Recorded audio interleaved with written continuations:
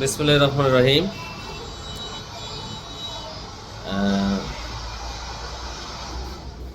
আশা করি সবাই ভালো আছেন। সম্মানিত ভিউয়ার্স,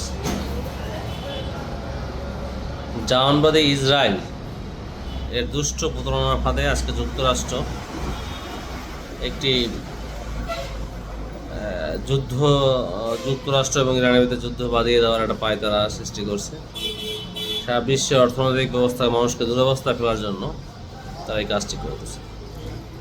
বিশ্ব মানবতার শত্রু এই ইসরায়েল ফিলিস্তিনিতে হাজার হাজার শিশু ও মা বোনদেরকে, নারী পুরুষদেরকে হত্যা করেছে বিনা বিচারে, এবং এমন নিষিদ্ধ বোমা ব্যবহার করেছে যে বোমার আঘাতে এমন শিখা, অগ্নিশিখা তৈরি হয় যে শিখায় ভস্মীভূত হয়ে যায়, মানুষ কয়লা হয়ে যায়। তো এই জাহানবাদী বিশ্ব মানবতার শত্রু ইসরায়েল বিশ্ব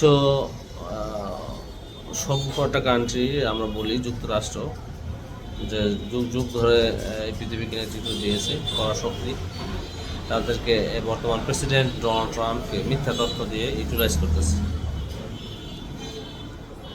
দিয়ে একটি সভ্য জাতি, ইরানি জাতিকে ধ্বংসের একটা পায়তারা লাগিয়েছে। তো আমরা এ থেকে উত্তরণের জন্য সারা বিশ্ববাসীর উচিত ইসরায়েল এবং যুক্তরাষ্ট্রের সাথে সম্পর্ক সীমিত করা,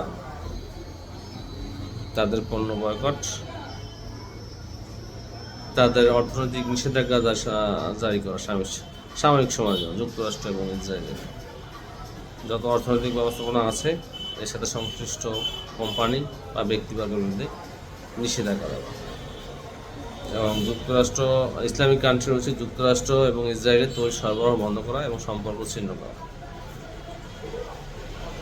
এটাই একমাত্র উপায় আমি মনে করি। ধন্যবাদ।